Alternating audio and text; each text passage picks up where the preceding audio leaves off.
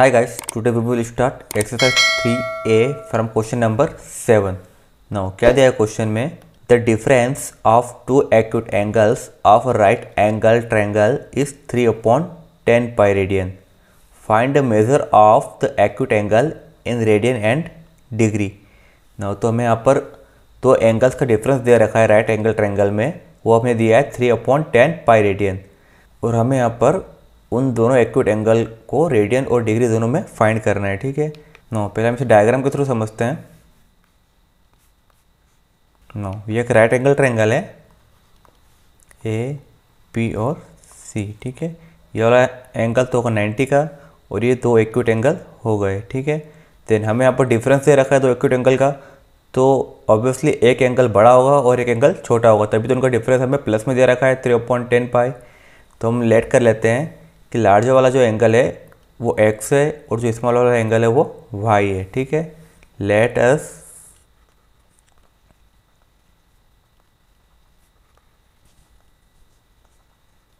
ठीक है, हमने लेट कर लिया कि जो लार्जर वाला एक्यूट एंगल वो x है और जो स्मॉल वाला एक्यूट एंगल है वो y है। ठीक है। देन क्वेश्चन में हमें क्या दे रखा है, हम दोनों का डिफरेंस दे रखा है। तो according to question x minus y, क्योंकि बड़ा वाला हमने x लिया है, तो x माइनस वाई इन दोनों का डिफरेंस कितना दिया है 3/10 रेडियन। ठीक है। देन क्वेश्चन में ये भी बोला है कि एक राइट एंगल ट्रायंगल के एंगल से, तो इसका मतलब भी जो दो एंगल है x और y, इन दोनों को अगर प्लस करेंगे तो उन दोनों का प्लस कितना हो जाएगा 90, क्योंकि ट्रायंगल में तीनों एंगल का सम कितना होता है 180। तो एक तो ये गया 90 का, यही हो गया, तो बाकी दो बचे, इनका प्लस भी क्या हो जाएगा 90। तो हम ऐसा लिख सकते हैं x plus y equal to π/2। π/2 radian में लिखा मैंने क्योंकि फर्स्ट इक्वेशन हमारी रेडियन में थी यहाँ पर। ठीक है। तो 90 को हम π/2 भी लिखते हैं। देन इक्वेशन 1 और इक्वेशन 2 एलिमिनेशन मेथड तो आप जानते ही है, तो हम यहाँ पर एलिमिनेशन मेथड का यूज़ कर रहे हैं ताकि यहाँ पर एक को हम रिमूव कर दें और सेकेंड वेरिएबल की वैल्यू हमें मिल जाए। तो यहाँ पर y से y कैंसिल हो गया, x और x कितना हो गया 2x equal to 3/10 pi plus π/2। ठीक है। देन यहाँ पे ऐसा कैसा 2x इक्वल टू, यहाँ पर एलसीएम हो जाएगा 2 और 10 का एलसीएम क्या होगा 10, 10 की टेबल में 10, 1 टाइम 1 का ऊपर मल्टीप्लाई, तो 3 1 जा 3 ऐसा कैसा। देन प्लस 2 की टेबल में 10, 5 टाइम 5 का ऊपर मल्टीप्लाई, तो क्या हो जाएगा 5 पाई। देन ये हो जाएगा 2x इक्वल टू 3 और 5 कितना हो जाएगा 8 पाई अपॉन में 10। देन ये 2 स्टार्ट आएगा तो अपॉन में चले आएगा, तो x इक्वल टू हो जाएगा 8 पाई अपॉन में 10 इंटू 2। देन कैंसिल कर देते हैं, 2 से 2 1 जा 2, 2 4 जा 8, फिर 2 से कैंसिल हो जाएगा 2 2 जा 4 और 2 5 जा 10। ना तो x की वैल्यू हमें क्या मिल गई यहाँ पर 2 π/5। तो हमने लेट किया था कि जो x वाला एंगल है वो बड़ा एंगल है, तो हमें मिलेगा 2 π/5। देन इस x की वैल्यू को इक्वेशन 1 या 2 किसी में पुट करके हम सेकेंड एंगल को फाइंड कर सकते हैं। तो मैं इसे इक्वेशन नंबर 2 में पुट कर देता हूँ। ठीक है। Put in equation number 2। क्या थी equation second, x plus y equal to 19। Then x की वैल्यू पुट करते हैं इसमें, तो हो जाएगा 2 π/5 plus y equal to π/2। Then y यहाँ पर ऐसा का ऐसा, यहाँ π/2 है। देन ये इस साइड आएगा तो माइनस का हो जाएगा 2 π/5। Then y equal to LCM लेंगे तो क्या आएगा 5 और 2 का 10, 2 की 12 में 10 आता है 5 टाइम, 5 का ऊपर मल्टीप्लाई किया तो 5 पाई माइनस 5 की 12 में 10 आता है 2 टाइम, 2 का ऊपर मल्टीप्लाई किया तो हो गया 4 पाई। देन y इक्वल टू 5 में से 4 माइनस किया तो सिर्फ पाई बचा अपॉन में 10। ठीक है। नो तो एक एंगल तो हमारा ये हो गया x equal to 2 π/5, x equal to 2 π/5 और सेकेंड एंगल क्या हो गया हमारा π/10। ये दोनों एंगल रेडियन में है। नो इनको अगर डिग्री में कन्वर्ट करना है तो हम क्या करेंगे, पाई की जगह पे क्या पुट कर देंगे 180, तो हो जाएगा 2/5 इंटू 180। देन यहाँ पर भी y इक्वल टू पाई की जगह क्या पुट किया 180 अपॉन में 10। ठीक है। देन कैंसिल करते हैं 5 से 5 1 जा 5, 5 3 जा 15। देन 3 बच गए, तो हो गया 30, 5 6 या 30, ठीक है। नाउ तो ये x इक्वल टू हो जाएगा 72 डिग्री, और यहाँ पर 0 से 0 कैंसिल, तो y इक्वल टू हो गया ये 18 डिग्री। नाउ तो यहाँ पर जो एंगल हमें फाइंड करना था एक्यूट एंगल, तो डिग्री में हो गए 72 एंड 18, और रेडियन में हो गए 2 पाई अपॉन में 5 और पाई अपॉन 10, ठीक है। आई थिंक आपको क्वेश्चन समझ में आ गया होगा, लेकिन फिर भी अगर आपको कोई डाउट हो तो कमेंट बॉक्स में कमेंट कर दीजिएगा। नाउ हम नेक्स्ट क्वेश्चन देखते हैं इसका।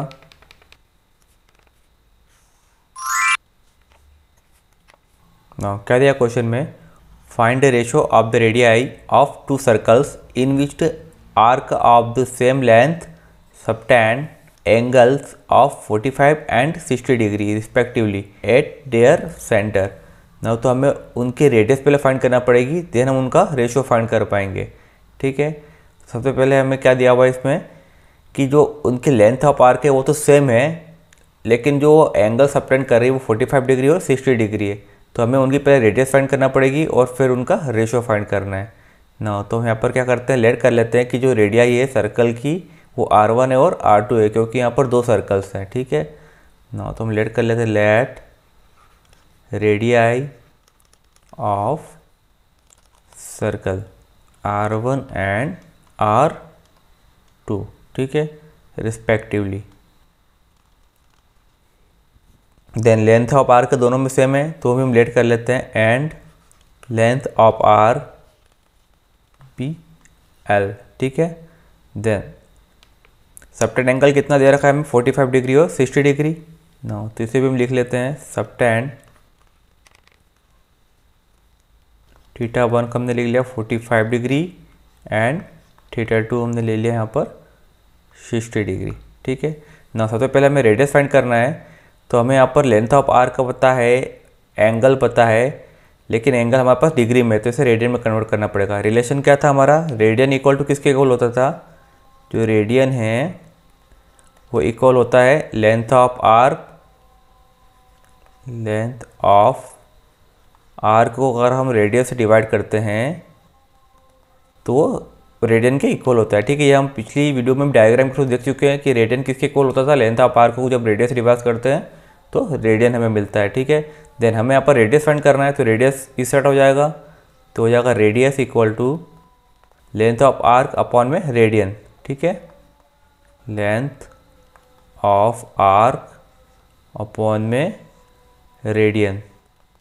देन हमारे पास एंगल किस में दिया है, डिग्री में दे रखे हैं, तो सबसे पहले हमें इसे रेडियन में कन्वर्ट करना पड़ेगा, और लेंथ ऑफ आर्क हमें यहाँ पर दे रखी है, ठीक है। दोनों में सेम है तो हमने एल ले रखा है ना। तो सबसे पहले हमें क्या करना पड़ेगा यहाँ पर कि एंगल जो थीटा 1 थीटा 2 दिया है इन्हें रेडियन में कन्वर्ट करना पड़ेगा। तो थीटा 1 को जब हम रेडियन में कन्वर्ट करेंगे, कितना दिया है 45 डिग्री, रेडियन में कन्वर्ट करने के लिए क्या करते हैं हम यहाँ पर पाई अपॉन 180 का मल्टीप्लाई, ठीक है। देन यहाँ पर भी थीटा 2 हमें क्या दे रखा है 60 डिग्री, यहाँ पर भी रेडियन में कन्वर्ट करेंगे तो पाई अपॉन 180 का मल्टीप्लाई, ठीक है।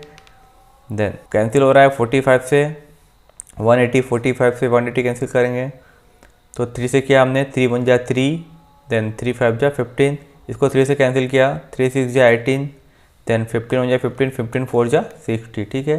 देन यहाँ पर 0 से 0 कैंसिल, 6 1 जा 6, 6 3 जा 18 ना। तो थीटा 1 कितना हो जाएगा यहाँ पर पाई अपॉन 4 रेडियन, और थीटा 2 कितना हो जाएगा पाई अपॉन 3 रेडियन ना। बस वैल्यूज में पुट कर देते हैं। हमें क्या दिया है क्वेश्चन में कि दोनों सर्कल्स के रेडियाई का रेशो, ठीक है। तो रेडियाई यहाँ पर रेडियस का फार्मूला हमने फाइंड कर लिया है, तो एक की रेडियस हमने लिए R1 और एक की हमने ले रखी है R2। तो R1 के लिए फार्मूला क्या हो जाएगा, लेंथ ऑफ आर्क अपॉन में रेडियन है, तो हो जाएगा थीटा 1, और यहाँ पर R2 क्या हो जाएगा लेंथ ऑफ आर्क अपॉन में थीटा 2 रेडियन में, ठीक है। अब ये रेडियन में कन्वर्ट हो चुके हैं। देन हमें इन दोनों का रेशो चाहिए, तो R1 अपॉन R2 फाइंड करना पड़ेगा, तो R1 अपॉन में R2, तो क्या हो जाएगा ये L अपॉन में थीटा 1, देन ये हो जाएगा L अपॉन में थीटा 2 रेडियन। देन ये ऊपर जाएगा तो इसका रेसिप्रोकल हो जाएगा, तो क्या हो जाएगा R1 upon R2 equal to L upon theta 1 radian into ये ऊपर चले जाएगा थीटा 2 रेडियन अपॉन में एल, तो एल से एल तो यहाँ पर कैंसिल हो गया, ठीक है। देन बचा क्या हमारे पास, R1/R2 equal to θ2 radian upon में θ1 रेडियन, और इनकी वैल्यू हम फाइंड कर चुके हैं। θ2 रेडियन कितना था, π/3 और θ1 रेडियन 5/4, ठीक है। पुट कर देते हैं इसमें, तो R1/R2, R1 की वैल्यू क्या है, π/3 और ये हो गया π/4, ये ऊपर जाएगा तो इसका रेसिप्रोकल हो जाएगा, तो हो जाएगा R1/R2 इक्वल टू π/3 ऐसा का ऐसा, देन ये ऊपर गया तो हो गया 4/π, पाई से पाई कैंसिल। तो जो रेशो में फाइंड करना था रेडियस का, R1/R2 इक्वल टू हो गया 4/3, ठीक है। यही हमें यहाँ पर फाइंड करना था।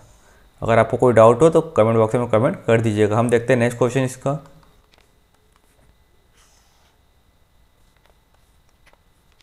नाउ क्या दिया क्वेश्चन में, the minute hand of a clock is 1.5 centimetre long, how much would this hand turn in 50 minute. Now तो हमें यहाँ पर क्या दे रखा है कि एक घड़ी में जो मिनट का काटा है वो 1.5 सेंटीमीटर लॉन्ग है, मतलब उसकी जो लेंथ है 1.5 सेंटीमीटर है।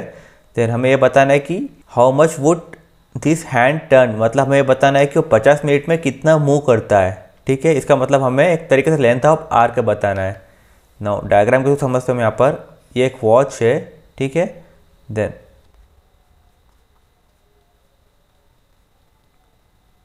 ये हो गया मिनट हैंड, देन ये हो गया 5 मिनट, 10, 15, 20, 25, 30, 35, 40 और 45 और 50। नाउ तो हमें बताना है कि 50 मिनट में कितनी डिस्टेंस कवर करता है, ठीक है। हमें यही बताना है कि कितना मूव कर रहा है, मतलब हमें यहाँ पर लेंथ ऑफ आर्क बताना है एक तरीके से देखा जाए तो। और हमें यहाँ पर इसकी लेंथ दे रखी है 1.5 सेंटीमीटर। तो जो 1.5 सेंटीमीटर है एक सर्कल में रेडियस का वर्क करेगी। Then length of arc find करने के दो तरीके हैं, तो हम दोनों में से कोई भी यूज़ कर सकते हैं, ठीक है। एक तो हम रेडियन निकाल लें यहाँ पर इसका एंगल और उसे भी फाइंड कर सकते हैं, और दूसरा तरीका ये है कि हम क्या करें कि इसकी पूरी डिस्टेंस 60 मिनट में जितनी ये मिनट हैंड ने कवर की है वो फाइंड कर लें, फिर 1 मिनट का फाइंड कर ले और फिर यहाँ पर 50 मिनट का फाइंड कर ले, तो वो भी फाइंड हो जाएगा, ठीक है। तो दो तरीके इसको करने के। ना तो यहाँ पर हम सॉल्व करते हैं। क्या क्या दे रखा है, हमें मिनट हैंड की लेंथ दे रखी है, तो हम लिखते हैं यहाँ पर गिवन डैट कितनी दे रखी है 1.5 सेंटीमीटर, और इसको हम रेडियस भी बोल सकते हैं, तो इसे हमने लिख दिया radius equal to 1.5 centimetre. Now तो हम ये जानते हैं कि जब ये काटा ये पूरा मूव करेगा 60 मिनट लगेंगे इसको, 60 मिनट में ये 1 रिवॉल्यूशन कंप्लीट कर लेगा, ये हमें पता है, ठीक है। और 1 रिवॉल्यूशन किसके इक्वल होता है, ये सर्कमफ्रेंस ऑफ सर्कल के इक्वल होता है 2πr के इक्वल, तो हम उसी के थ्रू इसे फाइंड कर लेते हैं, ठीक है ना। तो हम लिख लेते हैं यहाँ पर we know that minute hand move in 60 minute, minute hand move in 60 minute. 60 minute में कितना मूव करेगा, ये 1 रिवॉल्यूशन के इक्वल मूव कर लेगा। और 1 रिवॉल्यूशन किसके इक्वल होता है, सर्कल की सर्कमफ्रेंस के इक्वल, तो इसको हम लिख सकते हैं 2πr के इक्वल होगा ये, ठीक है। और आर हमें कितनी दे रखी है यहाँ पर 1.5 सेंटीमीटर दे रखी है, तो ये क्या हो जाएगा 2π × 1.5, तो पॉइंट हटाया तो अपन में क्या हो जाएगा 10, ठीक है। देन कैंसिल कर देते हैं इसको हम, 5 से कैंसिल किया ऐसे 5 3 जा 15, 5 2 जा 10, देन 2 से 2 कैंसिल, तो क्या मिला हमें यहाँ पर 3π की वैल्यू भी हम पुट कर सकते हैं, लेकिन हम लास्ट में पुट करेंगे, ठीक है ना। तो मिनट हैंड ने 60 मिनट में कितना मूव करा, 3π डिस्टेंस मूव करी, तो 1 मिनट में कितनी करेगा वो, मिनट हैंड मूव इन 1 मिनट, 1 मिनट में कितनी मूव करेगा वो 3π और 60 का यहाँ पर डिवाइड हो जाएगा, क्योंकि हमने यहाँ पर 1 मिनट का निकाला है। देन हमें निकालना है यहाँ पर 50 मिनट का। क्वेश्चन में क्या दिया है कि how much would this hand turn in 50 minute, तो हमें यहाँ पर 50 मिनट का फाइंड करना है, तो हम यहाँ लिख लेंगे मिनट हैंड मूव इन 50 मिनट, हैंड मूव इन 50 मिनट। तो क्या हो जाएगा 3π/60 × 50, ठीक है, क्योंकि 1 मिनट का निकाला था हमने, 60 का डिवाइड किया था, यहाँ पर 50 मिनट का निकाल रहे हैं, तो 50 का मल्टीप्लाई हो जाएगा, 0 से 0 कैंसिल, देन 3 1 जा 3, 3 2 जा 6, ठीक है। तो क्या हो गया ये पाई बाय 2 और यहाँ पर 5 है, ठीक है, 5 पाई बाय 2। देन ये हमने निकाल लिया 50 मिनट में। और ये क्या है, डिस्टेंस है, ठीक है। हम क्या निकाल रहे हैं, लेंथ ऑफ आर के निकाल रहे, डिस्टेंस निकाल रहे हैं। तो यहाँ पर अब पाई की वैल्यू पुट करना पड़ेगी हमें डिस्टेंस के लिए। पाई की वैल्यू 2 होती है, 3.14 भी पुट कर सकते हैं और 22/7 भी पुट कर सकते हैं। तो मैं यहाँ पर पुट कर रहा हूँ 22/7, ठीक है। 2 से कैंसिल हुआ ये 11 टाइम, तो क्या हो जाएगा ये 55/7, ठीक है। डिस्टेंस है तो सेंटीमीटर में आएगी, क्योंकि रेडियस हमें यहाँ पर सेंटीमीटर में दे रखी है, तो डिस्टेंस भी काय में आएगी, सेंटीमीटर में, ठीक है। देन डिवाइड करते हैं हम इसे 7 से।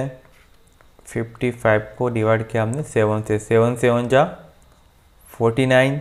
देन कितना बचा यहाँ पर 6, फिर डिवाइड नहीं हो रहा, तो यहाँ पर पॉइंट लगाया तो 0 हो गया। फिर 7 8 जा 56, कितना बचा 4, फिर 0 हो गया ये। देन 7 से 5 टाइम 35, फिर बचा यहाँ पर 5, फिर हो गया है 50, 7 7 जा 49, ठीक है।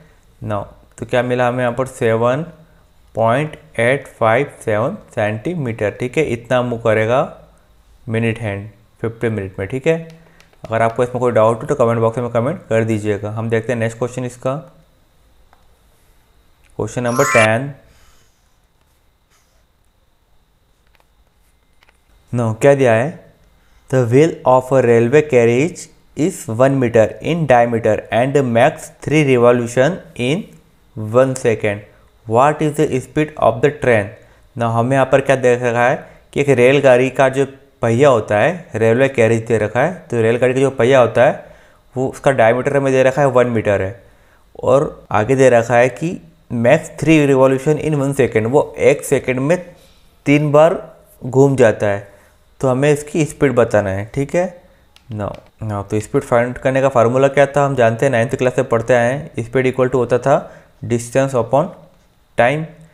तो हमें पहले डिस्टेंस फाइंड करना पड़ेगी कि 3 रिवॉल्यूशन में वो कितने डिस्टेंस कवर करता है, और टाइम हमें यहाँ पर दे रखा है 1 सेकेंड, ठीक है।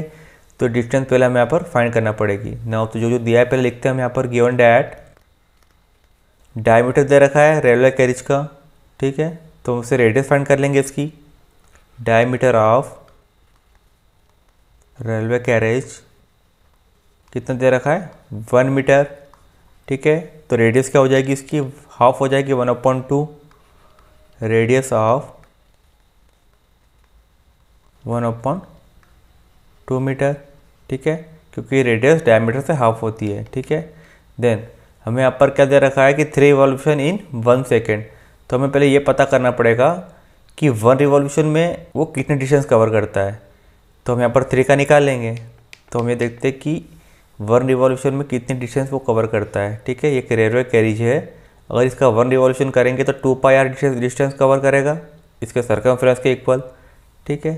तो हम लिखते हैं यहाँ पर डिस्टेंस कवर इन 1 रिवॉल्यूशन कितनी हो गई, 2πr के इक्वल डिस्टेंस कवर करेगा 1 रिवॉल्यूशन में, ठीक है। ना हमें यहाँ पर रेडियस पता है 1/2 है, तो पुट कर देते इसमें 2π × 1/2, 2 से 2 कैंसिल, तो हो गया यहाँ पर पाई, और हमें यहाँ पर यूनिट क्या दे रखी है, मीटर, ठीक है। देन 1 रिवॉल्यूशन में वो पाई मीटर कवर करता है, तो 3 रिवॉल्यूशन में 3π मीटर कवर करेगा, ठीक है। डिस्टेंस कवर इन 3 रिवॉल्यूशन कितनी हो जाएगी, 3π मीटर। देन अब हमें क्या फाइंड करना है, डायरेक्ट स्पीड फाइंड करना है। स्पीड इक्वल टू होता है डिस्टेंस अपॉन टाइम, ठीक है। Speed equal to distance upon time, but यहाँ पर यूनिट दोनों की अलग अलग है। जो टाइम हमें दे रखा है वो काय में दे रखा है, सेकंड में, और डिस्टेंस हमें यहाँ पर मिल रही है मीटर में, जबकि स्पीड हमें काय में फाइंड करना पड़ती है, किलोमीटर और आवर में। तो पहले हमें कन्वर्ट करना पड़ेगा, जो डिस्टेंस है उसे किलोमीटर में और जो टाइम है उसे आवर में, ठीक है। देन हम यहाँ पर स्पीड फाइंड कर लेंगे। तो डिस्टेंस को पहले हम किलोमीटर में कन्वर्ट कर लेते हैं, तो 3π मीटर है ना, डिस्टेंस दे रखी है, डिस्टेंस इन 3 रिवॉल्यूशन कितनी दी है, 3π मीटर। इसको अगर हम किलोमीटर में कन्वर्ट करेंगे तो 1 किलोमीटर किसके इक्वल होता है, 1000 मीटर के, तो अगर आप मीटर को किलोमीटर में कन्वर्ट करना है तो 1000 इसके अपॉन में आ जाएगा, 1/1000 किलोमीटर होता है 1 मीटर के इक्वल। तो मतलब 1 मीटर होता है 1/1000 किलोमीटर। तो जब भी मीटर को हमें किलोमीटर में कन्वर्ट करना पड़ता है तो 1000 से उसमें डिवाइड कर देते हैं। तो यहाँ पर ये मीटर में है तो इसको किलोमीटर में कन्वर्ट करेंगे तो क्या हो जाएगा, 3π/1000 किलोमीटर। ठीक है। देन अब हम यहाँ पर टाइम को कन्वर्ट कर लेते हैं। वो हमें सेकंड में दे रखा है और हमें कन्वर्ट करना है आवर में। नाउ डिस्टेंस कवर हो गई। अब बात करते हैं टाइम की। वो कितना दे रखा है हमें यहाँ पर, 1 सेकेंड। ठीक है, तो इसे भी कन्वर्ट कर लेते हैं हम यहाँ पर आवर में। ये हमें दे रखा है 1 सेकेंड। ना तो जब 1 सेकेंड को मिनट में कन्वर्ट करेंगे तो क्या हो जाएगा, 1/60 मिनट। और इसको जब आवर में कन्वर्ट करेंगे तो क्या हो जाएगा, 1/60 × 60 आवर। ठीक है ना। तो 1 सेकेंड को हमने कन्वर्ट कर लिया, वो क्या निकलेगा, 1/3600 आवर। ना वापस वैल्यू पुट कर देते हैं। आप क्या फाइंड करना था, स्पीड। तो speed equal to distance upon time. Distance कितनी है, 3π/1000। ठीक है, तो हो जाएगी 3π/1000। और टाइम कितना लग रहा है, 1/3600।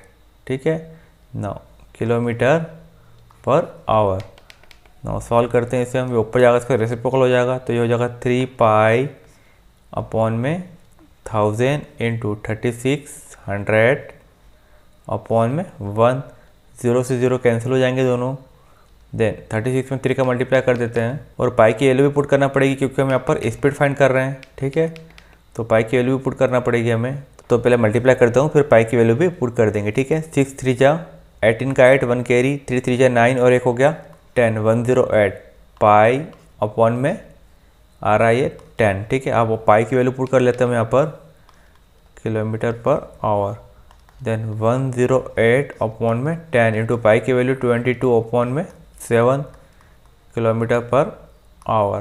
ठीक है, चेक करते हैं यहाँ पर कुछ कैंसिल हो रहा है क्या। 2 से कैंसिल हो रहा है 10, लेकिन हमसे कैंसिल नहीं कर रहे क्योंकि लास्ट में यहाँ पर पॉइंट लगा देंगे। ठीक है ना, और 7 से यहाँ पर कुछ भी कैंसिल नहीं हो रहा है तो हम डायरेक्ट मल्टीप्लाई कर लेते हैं, देन डिवाइड कर देंगे इनका। तो 22 × 108 का मल्टीप्लाई कर देते हैं, 2376। ठीक है, और अपॉन में हो जाएगा 10 × 7 है। देन पहले हम इसको 7 से डिवाइड कर रहे हैं, डायरेक्ट कर रहा हूँ। अब 7 से डिवाइड किया इसको, 7 से 3 टाइम। ठीक है, तो कितना है 21, फिर बच गया 2 तो हो गया 27, फिर 7 से 3 टाइम, फिर बच गया 6 तो हो गया 66, फिर 7 से 9 टाइम। ठीक है, 63 आया। देन 3 बच गया तो हमने लगा दिया पॉइंट, हो गया 30, 7 4 जा 28, फिर 2 बच गया, हो गया 20। ठीक है, फिर 7 से 2 टाइम। तो हमें क्या मिल रहा है यहाँ पर, 339.42 अपॉन में 10। अभी हमने 7 से जो डिवाइड किया वो पूरा डिवाइड नहीं हो रहा और आगे चलेगा ये। ठीक है, देन अपॉन में 10 है तो ये पॉइंट जो है एक नंबर और आगे हो जाएगा। ठीक है, किलोमीटर पर आवर। आप चाहो तो उसमें अलग से डिवाइड करके भी देख सकते हैं। ठीक है, तो हो जाएगा 33.94 किलोमीटर पर आवर। ठीक है, ये स्पीड हो गई ना। अगर आपको इसमें कोई डाउट हो तो कमेंट बॉक्स में कमेंट कर दीजिएगा। ठीक है ना, नेक्स्ट क्वेश्चन देखते हैं हम इसका। ना क्वेश्चन नंबर 11 क्या दे रखा है, the angles of a triangle are in AP. एक ट्रायंगल है जिसके एंगल हमें दे रखे हैं एपी में। एपी तो हम पिछली क्लास में पढ़ चुके हैं। ठीक है, and the ratio of the number of degree in the least angle to the number of radian in the greatest angle is 60 ratio pi. हमें यहाँ पर रेशो दे रखा है किस किस का, एक तो लिस्ट एंगल जो कि हमें दे रखा है डिग्री में, और एक दिया है ग्रेटेस्ट एंगल जो कि हमें दे रखा है रेडियन में। इन दोनों का रेशो हमें दे रखा है 60 ratio pi. Find angles of the triangle in degree. हमें यहाँ पर ट्रायंगल के तीनों एंगल डिग्री में फाइंड करना है। ठीक है ना, तो यहाँ पर एपी में पहले तो हमें लेट करना पड़ेगा। आप एपी तो आप जानते हैं क्या होता है, ए प्लस डी, ए प्लस 2d इस टाइप से होती है एपी। ठीक है, यहाँ पर 3 एंगल्स दे रखे हैं और हमने अगर इसी तरह से लेट किया तो तो यहाँ पर हमें कोई एडवांटेज नहीं होगा क्योंकि हम इसे प्लस करेंगे। हम जानते हैं कि ट्रायंगल में तीनों एंगल का सम 180 होता है। तो जब हम इसे सॉल्व करेंगे तो हमें यहाँ पर कुछ भी कैंसिल नहीं होगा। तो हम तीन एंगल किस टाइप से ले सकते हैं, ए प्लस डी। अगर पहले वाली टर्म देखेंगे इसकी तो ए माइनस डी हो जाएगी, क्योंकि यहाँ पर डी टी प्लस करते जाते हैं तो एक टर्म बढ़ती जाती है। तो हम यहाँ पर 3 एंगल ये ले सकते हैं, ए माइनस डी, ए और ए प्लस डी। ठीक है, इससे हमें यहाँ पर ए की वैल्यू फाइंड हो जाएगी ना। तो हम लेट कर लेते हैं यहाँ पर कि एपी के 3 एंगल्स कौन से हो जाएंगे, ए माइनस डी, ए और ए प्लस डी। वो भी हम अभी डिग्री में ले रहे हैं। ठीक है ना, तो let angles of triangle be A minus D degree, A degree और ए प्लस डी डिग्री। ठीक है, ये भी एपी में ही है। हम चाहे तो ए प्लस डी और ए प्लस 2D लेंगे, लेकिन हमें यहाँ पर कुछ एडवांटेज नहीं होगा। ठीक है, अभी मैंने बता दिया क्यों नहीं हो रहा है, क्योंकि वहाँ पर कुछ भी कैंसिल नहीं होगा। देन जब हम इसमें एंगल सम प्रॉपर्टी लगाएंगे ट्रायंगल की, तो इन दोनों का सम कितना होना चाहिए, 180 होना चाहिए। ठीक है, बाय एंगल सम प्रॉपर्टी क्या होती है, तीनों एंगल का सम 180 होता है। ठीक है, ट्रायंगल में तो हो जाएगा A minus D plus A plus D. इन तीनों को सम करेंगे तो क्या आना चाहिए, 180 डिग्री। देन यहाँ पर ए माइनस का डी और यहाँ पर प्लस का डी, दोनों कैंसिल हो गया तो क्या हो जाएगा 3a इक्वल टू 180। ठीक है, तो a इक्वल टू हो जाएगा यहाँ पर 180 अपॉन में 3, कैंसिल करेंगे इसे तो हो गया 60। ठीक है ना, तो a की वैल्यू हमें यहाँ पर मिल गई है 60 डिग्री। देन क्वेश्चन में एक बात और बोल रखी है, रेशो दे रखा है हमें यहाँ पर सबसे लीस्ट वाले एंगल का और सबसे ग्रेटेस्ट वाले एंगल का। एक का दिया है डिग्री में और एक का दिया है रेडियन में। ना तो according to question least angle in degree और ग्रेटेस्ट एंगल इन रेडियन, ये दे रखा है इनका रेशो कितना दे रखा है, 60 डिग्री अपॉन में पाई। ठीक है, क्वेश्चन में दिया हुआ है ऐसा कि number of degree in the least angle to the number of radian in the greatest angle कितना दिया, 60 अपॉन पाई। तो हमने यहाँ पर लिख लिया इन दोनों का रेशो। देन लीस्ट एंगल हमने किसको माना है, यहाँ पर ए माइनस डी सबसे छोटा वाला एंगल दिख रहा है आपको और ए प्लस डी सबसे बड़ा वाला एंगल दिख रहा है। ठीक है, और दोनों डिग्री में नो, तो यहाँ पर लीस्ट एंगल डिग्री में लिखना है तो क्या हो जाएगा ए माइनस डी डिग्री में। ठीक है, और ग्रेटेस्ट एंगल हमें यहाँ पर रेडियन में लिखना है, लेकिन हमने लेट किस में किया हुआ है, डिग्री में। तो पहले इसे कन्वर्ट करना पड़ेगा रेडियन में।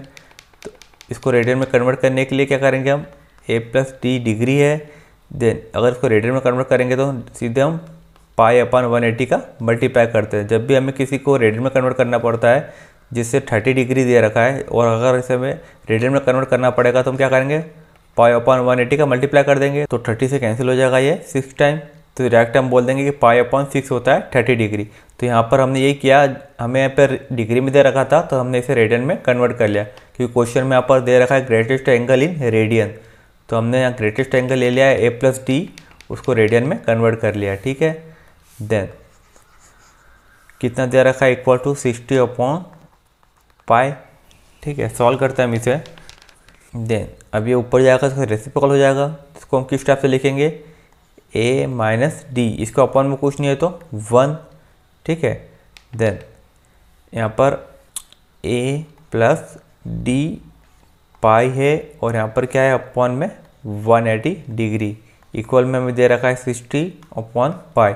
इसे ऊपर ले जाते हैं तो रेसिप्रोकल हो जाएगा ये, तो हो जाएगा A minus D upon 1 into 180 degree upon में ए प्लस डी और पाई इक्वल टू हो जाएगा 60 अपॉन में पाई।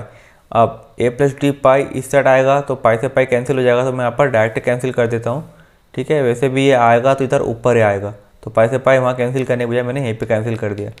देन ये क्या बचा अब यहाँ पर A minus D into 180 degree equal to यहाँ पर है 60 और ए प्लस डी इस साइड आएगा तो मल्टीप्लाई हो जाएगा इसका ए प्लस डी, ऐसा का ऐसा। देन सॉल्व करते हैं हम इसे। यहाँ पर भी अगर 60 को हम इधर लाएंगे तो अपॉन में आएगा, देन 180 से कैंसिल हो जाएगा, तो मैं डायरेक्ट यहीं कैंसिल करता हूँ उसको, 0 से 0 कैंसिल।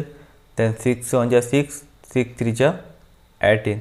ठीक है, आप चाहो तो 60 को इधर अपॉन में लाकर भी कैंसिल कर सकते हो।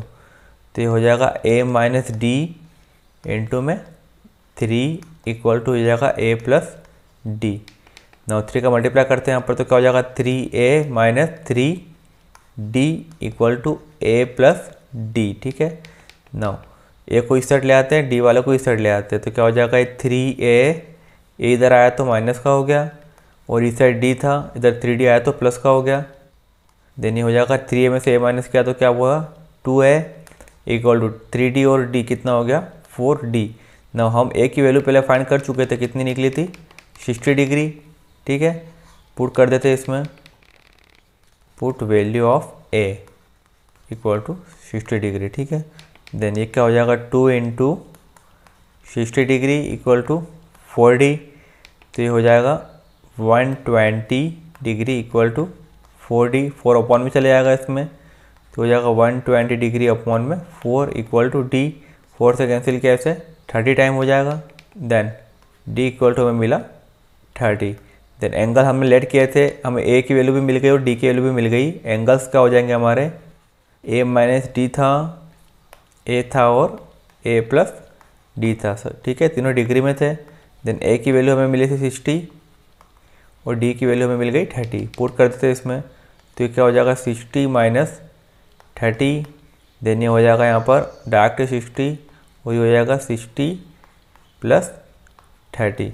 60 में 30 माइनस किया तो क्या आया 30 डिग्री प्लस 60 डिग्री और यहाँ पर 90 डिग्री, और अगर हम तीनों को प्लस करेंगे तो क्या आएगा 180, जो कि ट्रायंगल के तीनों एंगल का सम होता है। ठीक है ना, तो हमारा आंसर यहाँ पर करेक्ट है। अगर आपको इसमें कोई डाउट हो तो कमेंट बॉक्स में कमेंट कर दीजिएगा। हम देखते हैं नेक्स्ट क्वेश्चन, इसका लास्ट वाला।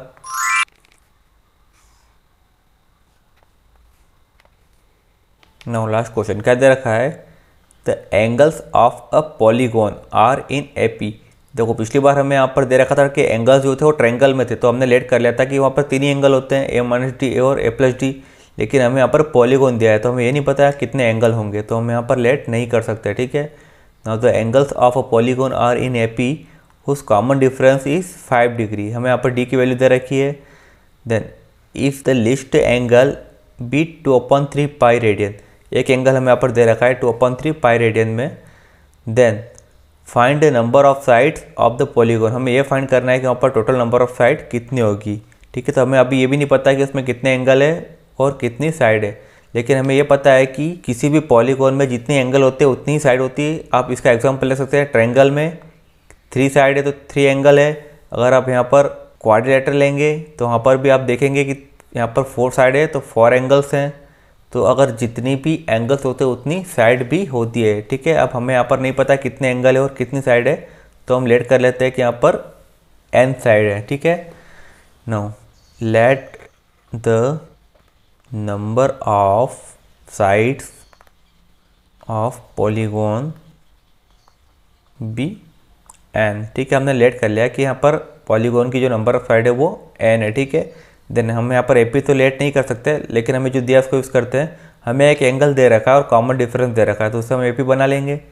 ठीक है, तो एक एंगल हमें दे रखा है द लिस्ट एंगल, मतलब हमारे लिए फर्स्ट टर्म हो जाएगी। सबसे छोटा वाला एंगल दे रखा है हमें यहाँ पर, क्या दिया है the least angle be 2/3 pi. Least angle P हमें दे रखा है 2/3 पाई, रेडियन में दे रखा है, तो इसे हम कन्वर्ट कर लेते हैं डिग्री में। तो 2/3 डिग्री में कन्वर्ट करने के लिए पाई की वैल्यू पुट कर देते हैं 180, 3 से कैंसिल किया इसे 6 टाइम। नाउ तो ये कितना मिला हमें 120 डिग्री। ठीक है, नाउ तो ये हो गया 120 डिग्री। फर्स्ट टर्म मिल गई हमें यहाँ पर एपी की, और कॉमन डिफरेंस दे रखा है। ठीक है, वो हमें दिया है 5 डिग्री। तो एपी क्या हो जाएगी हमारी, एपी इज स्टार्ट होती है 120 से। ठीक है, और फिर 5 प्लस होते जाएगा, तो एपी क्या हो जाएगी हमारी 120 degree, then 125 degree, 130 degree, 135 degree. अब हमें ये नहीं पता इसके लास्ट टर्म क्या है। हमने लेट किया है कि यहाँ पर n साइड है तो एंगल भी कितने हो जाएंगे, n एंगल्स हो जाएंगे, क्योंकि एंगल्स है 120 डिग्री, 125 डिग्री, 130 डिग्री, 135 डिग्री। तो हमने लेट कर लिया कि n तक जा रहे हैं। ठीक है, देन अगर हम इसका सम करेंगे n टर्म का, तो फार्मूला है हमारे पास सम ऑफ ए पी। ठीक है, किसके इक्वल हो जाएगा, सम ऑफ सारे एंगल्स, इसी का सम कर रहे हैं हम, और ये सारे एंगल्स है, तो हम लिख सकते हैं यहाँ पर sum of interior angle, sum of interior angles. Now तो AP के सम का फार्मूला था n/2 plus n-1 into D. एक फार्मूला और था, वहाँ पर था A प्लस L जो लास्ट टर्म है, लेकिन हमें यहाँ पर लास्ट टर्म नहीं दे रखी है, हमने लेट किया कि n टर्म तक जा रहा है, ठीक है, तो वो फार्मूला हम यहाँ पर यूज़ नहीं कर सकते। देन एक हमने यहाँ पर लिखा है सम ऑफ इंटीरियर एंगल। तो एक फार्मूला और होता है इन सबका सम को फाइंड करने का, वो क्या होता है, number of side minus 2 into 180 degree, ठीक है। ये हमने 9th क्लास में भी यूज़ किया हुआ है। मैं बताता हूँ किस टाइप से बना था ये फार्मूला। अगर हमें यहाँ पे ट्रेंगल दे रखा है तो ट्रेंगल में साइड कितनी होती है, 3 माइनस 2 इंटू 180। तो आप जानते हैं 3 में 2 माइनस किया तो 1 इंटू 180, और ट्रेंगल में सारे एंगल का सम कितना होता है, 180 ही होता है। तो ये सभी पॉलीगोन के लिए एक स्टैंडर्ड फार्मूला है, क्या है, number of side minus 2 into 180, ठीक है ना। तो यहाँ पर बात करते हैं पॉलीगोन की, जहाँ पर हमने नंबर ऑफ साइड कितनी ले रखी है, n ले रखी है, तो हो जाएगा n-2 इंटू 180, ठीक है। अगर आप यहाँ क्वाड्रिलेटर के लिए फाइंड करेंगे तो बराबर आपको 360 मिलेगा, 4 माइनस 2 इंटू 180, देन ये हो जाएगा 2 इंटू 180 इक्वल टू 360 डिग्री, ठीक है। तो ये सभी के लिए स्टैंडर्ड फार्मूला है, n-2 इंटू 180 डिग्री। देन यहाँ पर फाइंड करते हैं, ये हो जाएगा n/2, ये हमें दे रखा है AP में 120, तो हो जाएगा 2 इंटू 120 डिग्री, प्लस n की वैल्यू हमें नहीं पता और d की वैल्यू हमें पता थी, वो है 5 डिग्री, ठीक है, इक्वल टू यहाँ पर हो गया n-2 इंटू 180 डिग्री।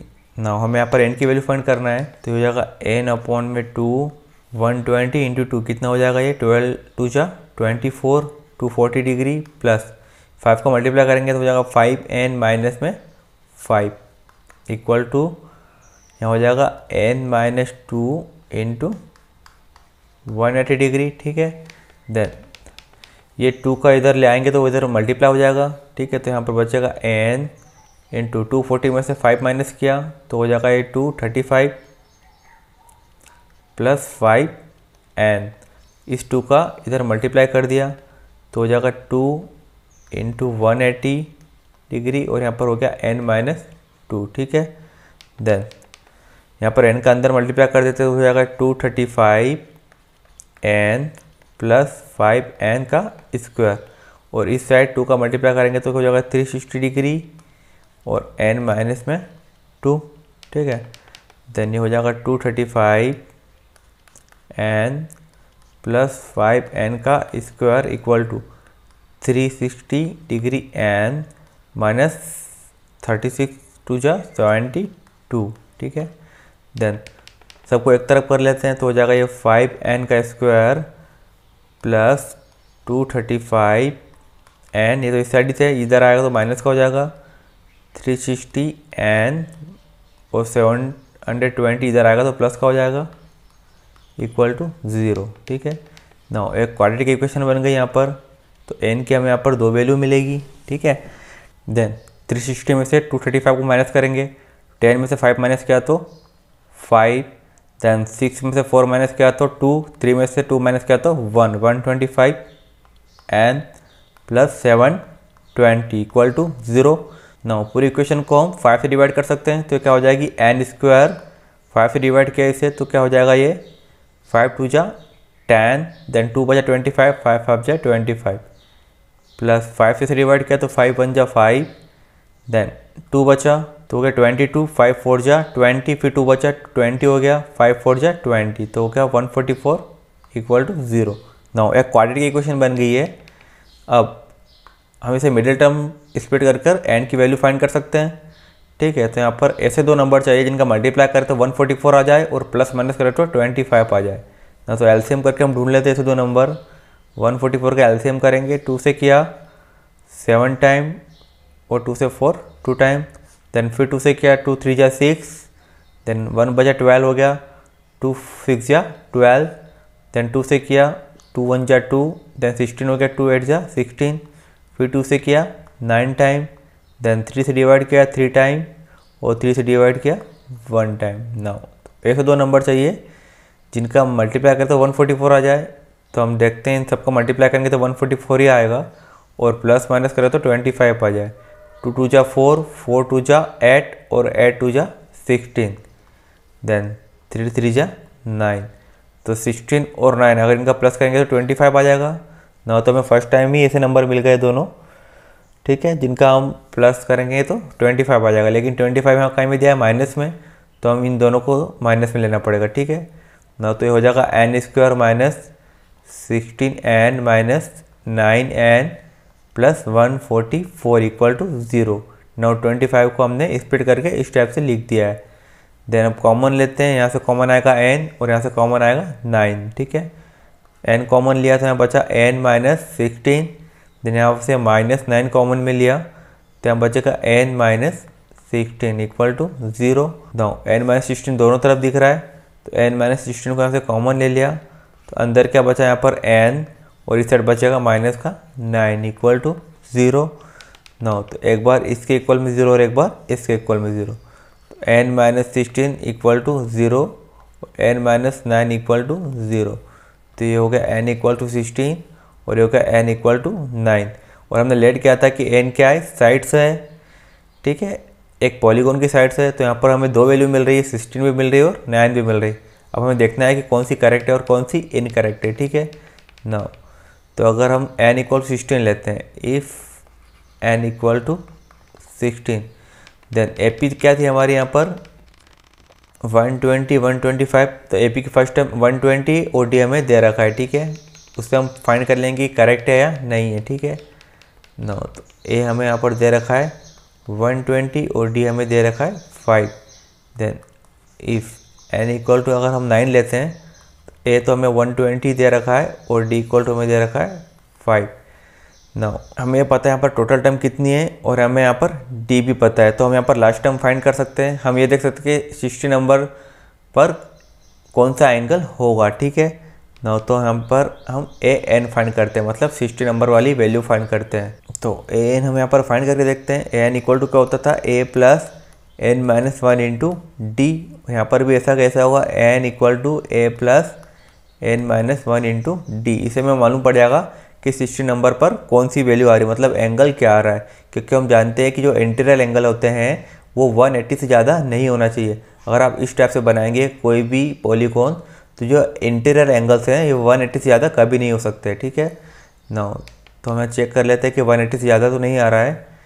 तो जब हम यहाँ पर 16 पुट किया हमने यहाँ पर A16 equal to first term क्या दिए 120 प्लस 16 माइनस 1 एंड डी क्या दिया हमें यहाँ पर 5 ना। तो ये दिया है 120 प्लस 16 में से 1 माइनस किया तो 15 इंटू 5।